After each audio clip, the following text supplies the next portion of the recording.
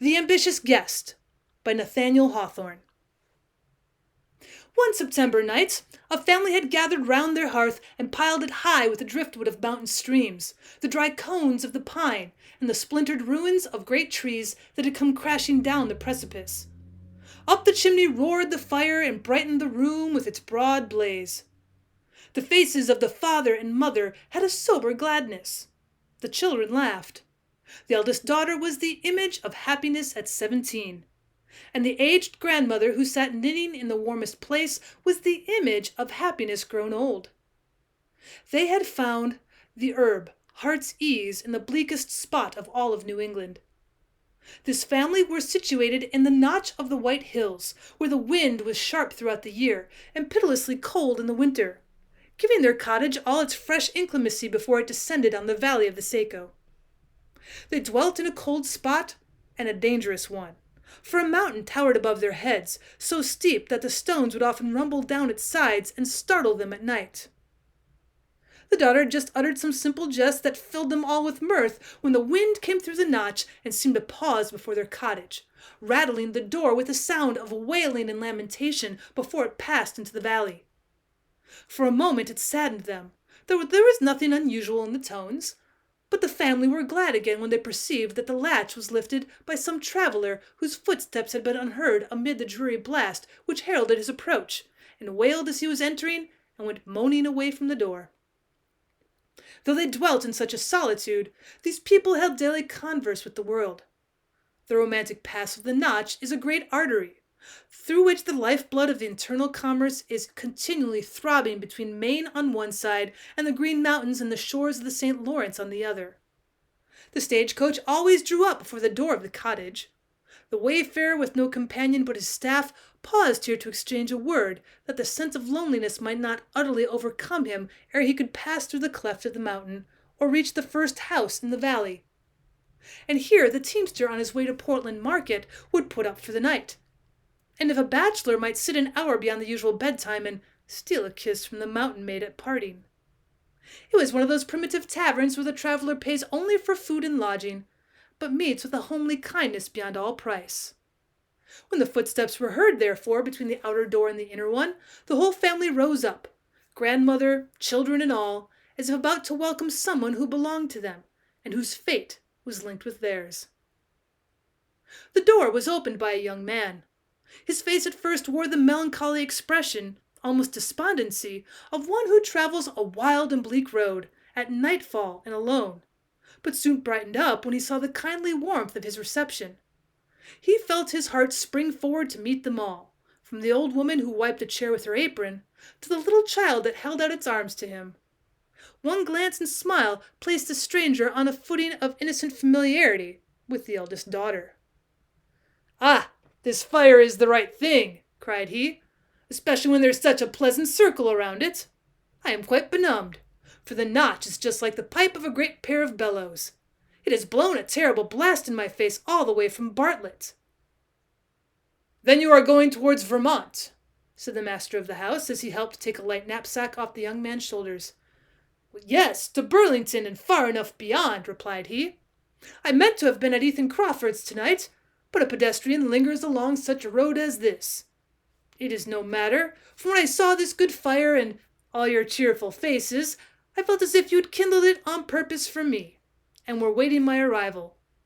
So I shall sit down among you and make myself at home." The frank-hearted stranger had just drawn his chair to the fire when something like a heavy footstep was heard without, rushing down the steep side of the mountain as with long and rapid strides, and taking such a leap in passing the cottage as to strike the opposite precipice. The family held their breath because they knew the sound, and their guest held his by instinct. "The old mountain has thrown a stone at us for fear we should forget him," said the landlord, recovering himself. "He sometimes nods his head and threatens to come down, but we are old neighbors, and agree together pretty well upon the whole. Besides, we have a sure place of refuge hard by if he should be coming in good earnest." Let us now suppose the stranger to have finished his supper of bear's meat, and by his natural felicity of manner to have placed himself on a footing of kindness with the whole family, so that they talked as freely together as if he belonged to their mountain brood.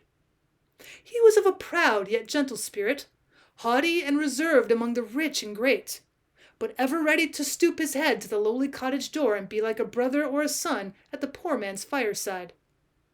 In the household of the Notch he found warmth and simplicity of feeling, the pervading intelligence of New England, and a poetry of native growth which they had gathered when they had little thought of it from the mountain peaks and chasms, and at the very threshold of their romantic and dangerous abode. He had travelled far and alone. His whole life, indeed, had been a solitary path, for with the lofty caution of his nature, he had kept himself apart from those who might otherwise have been his companions. The family, too, though so kind and hospitable, had that consciousness of unity among themselves, and separation from the world at large, which in every domestic circle should still keep a holy place where no stranger may intrude. But this evening a prophetic sympathy impelled the refined and educated youth to pour out his heart before the simple mountaineers, and constrained them to answer him with the same free confidence. And thus it should have been. Is not the kindred of a common fate a closer tie than that of birth? The secret of the young man's character was a high and abstracted ambition. He could have borne to live an undistinguished life, but not to be forgotten in the grave. Yearning desire had been transformed to hope, and hope, long cherished, had become like certainty, that obscurely as he journeyed now, a glory was to beam on all his pathway, though not perhaps while he was treading it. But when posterity should gaze back into the gloom of what was now the present, they would trace the brightness of his footsteps, brightening as meaner glories faded, and confess that a gifted one had passed from his cradle to his tomb with none to recognize him. "As yet," cried the stranger, his cheek glowing and his eye flashing with enthusiasm, "as yet I have done nothing. Were I to vanish from the earth tomorrow, none would know so much of me as you.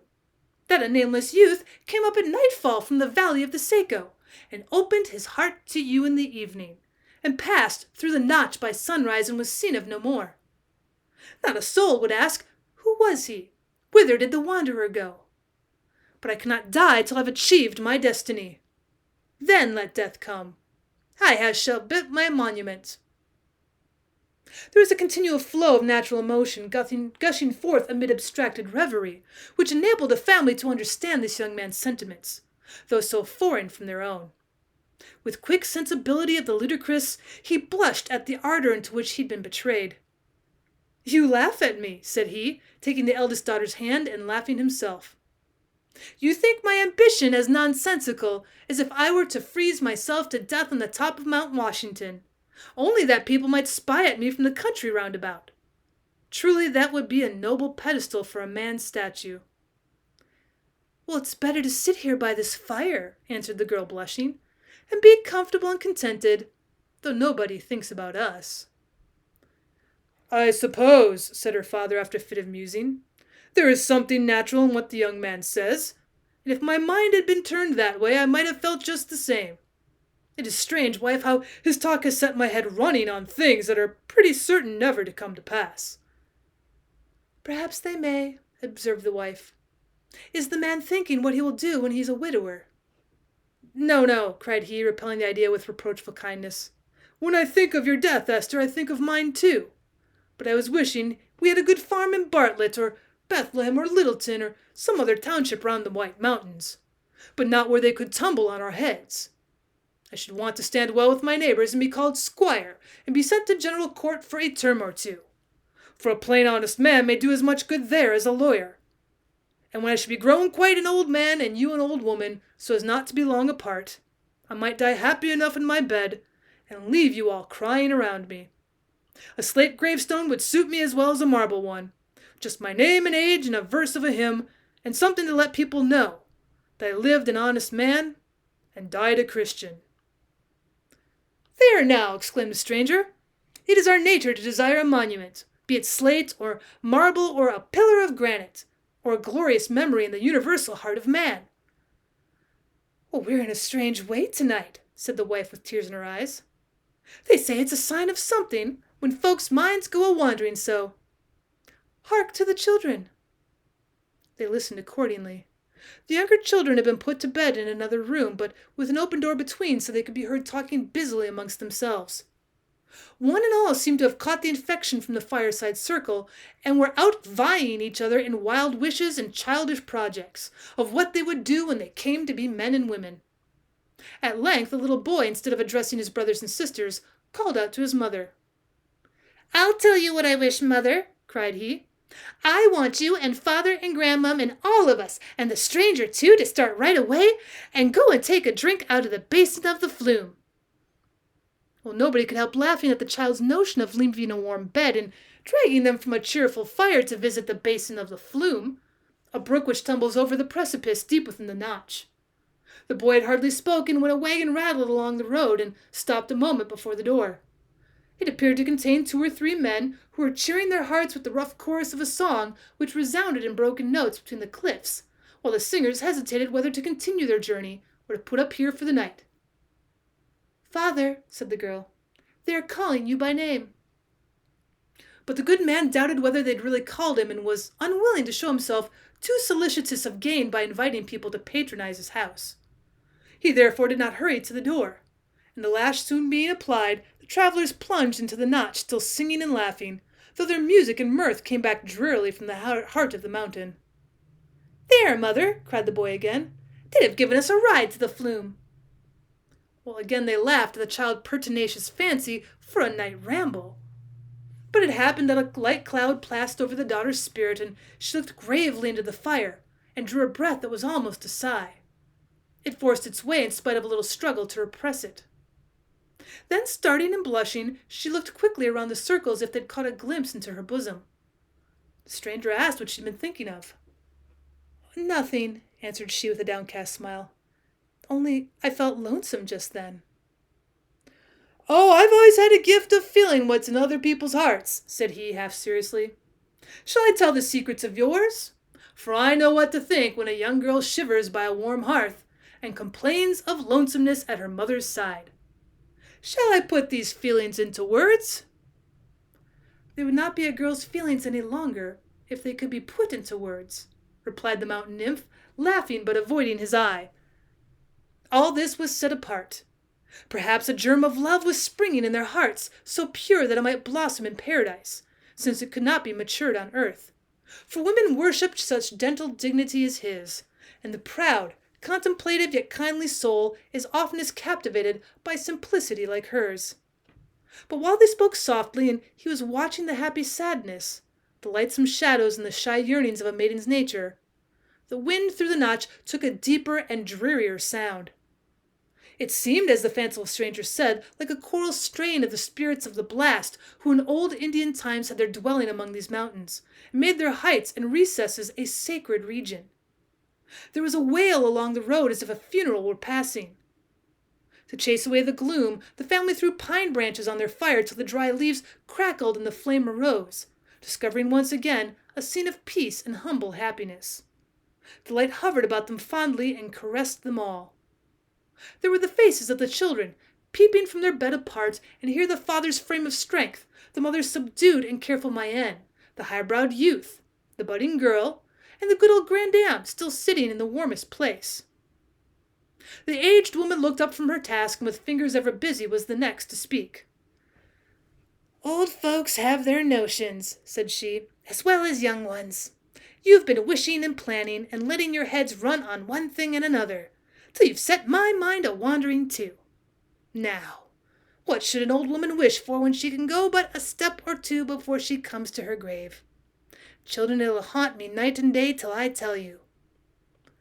"Well, what is it, mother?" cried the husband and wife at once. Then the old woman, with an air of mystery which drew the circle closer round the fire, informed them that she had provided her grave clothes some years before, a nice linen shroud, a cap with a muslin ruff, and everything of finer sort than she had worn since her wedding day. But this evening an old superstition had strangely recurred to her. It used to be said in her younger days that if anything were amiss with a corpse, if only the ruff were not smooth or the cap not set right, the corpse in the coffin and beneath the clods would strive to put up its cold hands and arrange it. The bare thought made her nervous. "Oh, don't talk so, grandmother," said the girl, shuddering. "Now," continued the old woman with singular earnestness, yet smiling strangely at her own folly, I want one of you, my children, when your mother is dressed and in the coffin. I want one of you to hold a looking-glass over my face. Who knows but I may take a glimpse at myself and see whether all's right. Old and young, we dream of graves and monuments, murmured the stranger youth. I wonder how mariners feel when the ship is sinking, and they, unknown and undistinguished, are to be buried together in the ocean, that wide and nameless sepulchre. For a moment the old woman's ghastly conception so engrossed the minds of her hearers that a sound abroad in the night, rising like the roar of a blast, had grown broad, deep, and terrible, before the fated group were conscious of it. The house and all within it trembled. The foundations of the earth seemed to be shaken as if an awful sound were the peal of the last trump. Young and old exchanged one wild glance, and remained an instant pale, affrighted, without utterance or power to move. Then the shamed shriek burst simultaneously from all their lips. The slide! The slide! The simplest words must intimate but not portray the unutterable horror of the catastrophe. The victims rushed from their cottage and sought refuge in what they deemed a safer spot, where in contemplation of such an emergency a sort of barrier had been reared. Alas, they'd quitted their security and fled right into the pathway of destruction. Down came the whole side of the mountain in a cataract of ruin. Just before it reached the house, the stream broke into two branches, shivered not a window there, but overwhelmed the whole vicinity, blocked up the road, and annihilated everything in its dreadful course. Long ere the thunder of the great slide had ceased to roar among the mountains, the mortal agony had been endured, and the victims were at peace. Their bodies were never found. The next morning, the light smoke was seen stealing from the cottage chimney up the mountainside. Within, the fire was yet smoldering on the hearth, and the chairs in a circle round it, as if the inhabitants had gone forth to view the devastation of the slide and would shortly return, to thank heaven for their miraculous escape. All had left separate tokens by which those who had known the family were made to shed a tear for each. Who has not heard their name? The story has been told far and wide, and will forever be a legend of these mountains. Poets have sung their fate. There were circumstances which led some to suppose that a stranger had been received into the cottage on this awful night, and had shared the catastrophe of all of its inmates. Others denied that there were sufficient grounds for such a conjecture. Woe for the high-souled youth with his dream of earthly immortality. His name and person utterly unknown. His history, his way of life, his plans, a mystery never to be solved. His death and his existence equally in doubt. Whose was the agony of that death moment?